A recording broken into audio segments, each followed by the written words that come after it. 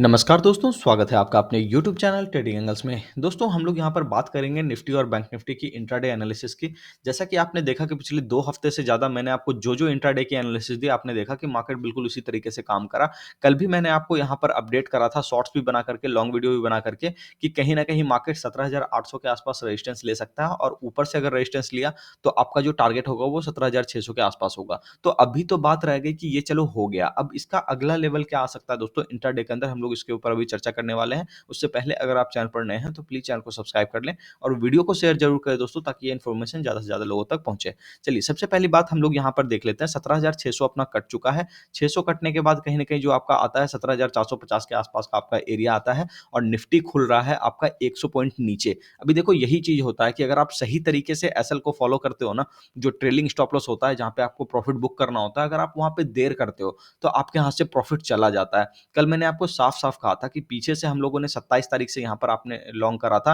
आपको याद होगा कि मैंने आपको कहा था कि मार्केट यहाँ से हो सकता है एक बार ऊपर की चाल ले, और आपने देखा कि मार्केट ने चाल भी लिया। तो हम लोगों ने बिल्कुल कैप्चर यहीं के आस-पास बिल्कुल कर लिया था, क्योंकि हम लोगों को पता था कि मार्केट 600 के आस-पास आने वाला है, तो इतना ज़्यादा लॉस देकर के कोई फ़ायदा नहीं है। तो इसलिए मैंने प्रॉफिट बुकिंग तो यहीं पर ऑलरेडी कर ली थी और आपको भी वीडियो बना करके ये सजेस्ट किया था कि आप भी कहीं न कहीं एक बार बुकिंग के बारे में सोचो, क्योंकि हो सकता है मार्केट यहाँ से बिल्कुल अभी नीचे की तरफ आना शुरू कर जाए।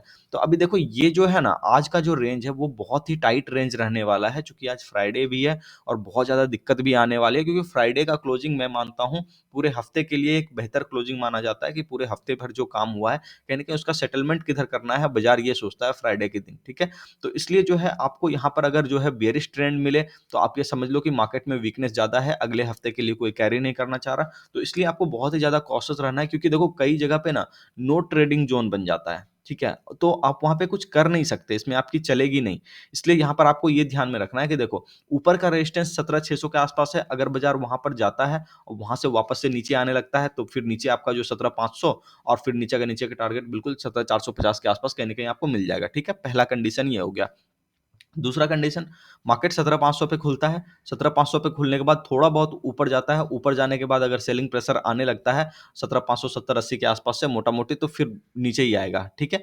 ये हो गया। फिर एक चीज़ हो सकता है कि मार्केट यहाँ से खुलेगा, खुलने के बाद सीधे 450 के आसपास जाएगा, 450 के आसपास जाने के बाद फिर एक बार बाउंस-वाउंस लेगा और हो सकता है 17,600 के 17,580 के आसपास कहीं न कहीं या 17,600 के आसपास क्लोज़ करे। तो ये 3 का 3 पूरा सिनेरियो है दोस्तों, इसमें देखो बाउंसी कैरेक्टर ज़्यादा है मार्केट के अंदर कि नीचे की तरफ वो आ करके हो सकता है वो ऊपर की तरफ भी आ सकता है, ठीक है? मतलब नीचे अभी जैसे खुला है, तो नीचे थोड़ा बहुत सस्टेन करके लो वो लगा करके वो हो सकता है ऊपर आ जाए। इस बात की संभावना क्यों है दोस्तों, मैं आपको बता देता हूँ। हालाँकि देखो यहाँ पर चीज़ें जो है ना कॉम्प्लिकेटेड है।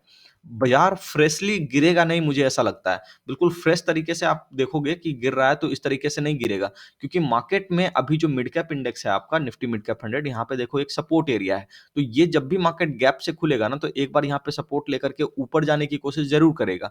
तो यही चीज़ है दोस्तों कि आपको देखना है कि ये एरिया सपोर्ट ले रहा है कि ये एरिया काट रहा है। क्योंकि अगर ये एरिया काटने लग गया, मतलब जैसे मान लो बाज़ार खुला और मिड कैप इंडेक्स खुलने के बाद थोड़ा-सा ऊपर आया और अपने लेवल के आस-पास आने के बाद 30,916 के आस-पास आने के बाद, ठीक है? अपने क्लोजिंग लेवल के आस-पास, और मोटा-मोटी वहाँ से वापस नीचे गिरने लग गया और वो 30,778 के नीचे आने लग गया। तो आप ये समझो कि ये फिर नीचे-नीचे जाने वाला काम हो जाएगा। तो निफ्टी के अंदर भी सेम चीज़ लगभग-लगभग रिफ्लेक्ट होगा। तो इस बात को देख लीजिएगा, ठीक है? तो इसके ऊपर ध्यान रखिएगा कि इसके ऊपर जिस तरीके से काम होगा मिड कैप इंडेक्स के अंदर, काम वैसा ही सेम टू सेम लगभग निफ्टी के अंदर होगा।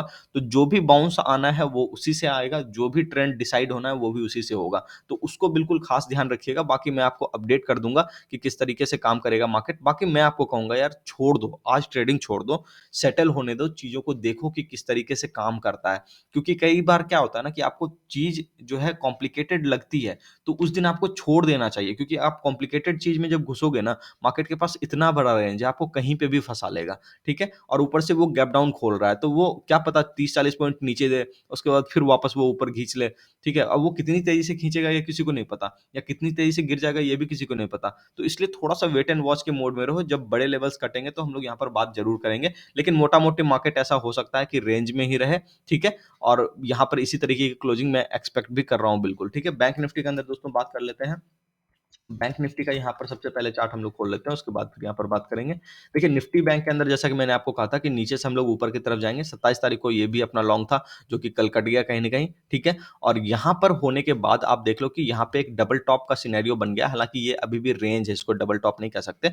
तो इसको ये ध्यान में रखिएगा कि 41,080 के नीचे ये सस्टेन ना करे, क्योंकि 41,080 के नीचे अगर ये सस्टेन करा, तो इसका जो पहला टारगेट निकल कर के आएगा, 40,880 के आस-पास कहीं न कहीं आएगा, ठीक है? तो यहाँ पे आपको बिल्कुल मूव मिल सकता है नीचे का, अगर ये ब्रेकडाउन हो जाता है तो इसके ऊपर नज़र बना करके रखिएगा। और अगर यहाँ पे सपोर्ट लेता है, ठीक है? सपोर्ट लेता है, चूँकि 41,000 के आसपास मोटा-मोटी इसका 41,100 के आसपास सपोर्ट है इसका, ठीक है? तो 41,080, 41,100 ये सब 10-20 पॉइंट का रेंज है थोड़ा बहुत। यहाँ पे जो सपोर्ट है, अगर यहाँ पे सपोर्ट लेता है और मिड कैप इंडेक्स बिल्कुल उसी तरीके से काम करता है जैसा कि मैंने आपको कहा है, ठीक है? तो आप चांसेस रखो कि इसमें भी थोड़े बहुत बाउंस आएँगे और उसके बाद फिर आपको वापस से बेचने का मौका मिलेगा, क्योंकि रेजिस्टेंस यहाँ पे एक ऑलरेडी 41,225 के आसपास कहीं न कहीं बना हुआ है। तो इसके अंदर रेंज थोड़ा-सा ज़्यादा टफ है निफ्टी के मुकाबले, कि वहाँ पे तो चलो नो ट्रेडिंग ज़ोन दिख भी रहा है। यहाँ पे तो ऐसा सीन बन गया है कि नो ट्रेडिंग ज़ोन भी मतलब है और उसके साथ-साथ ट्रैपिंग ज़ोन भी बहुत सारा है। तो इसलिए जो है आपको बहुत ही ज़्यादा कॉशियस रहना पड़ेगा आज।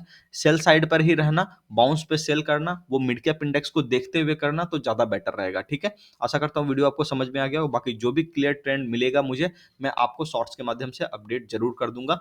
तो उस पे नज़र बना करके रखना, अगर कुछ भी वैसा मुझे मिलेगा कि हाँ ठीक है, चलो लग रहा है कि मार्केट आपको मूव कहीं पे वन साइडेड दे सकता है, तो फिर वहाँ पे मज़ा आ जाएगा। देख लेना, जो भी होगा वहाँ पर मैं आपसे डिस्कस कर लूँगा। मिलते हैं दोस्तों नेक्स्ट वीडियो में, तब तक के लिए चैनल को सब्सक्राइब कर लीजिए। धन्यवाद, नमस्कार।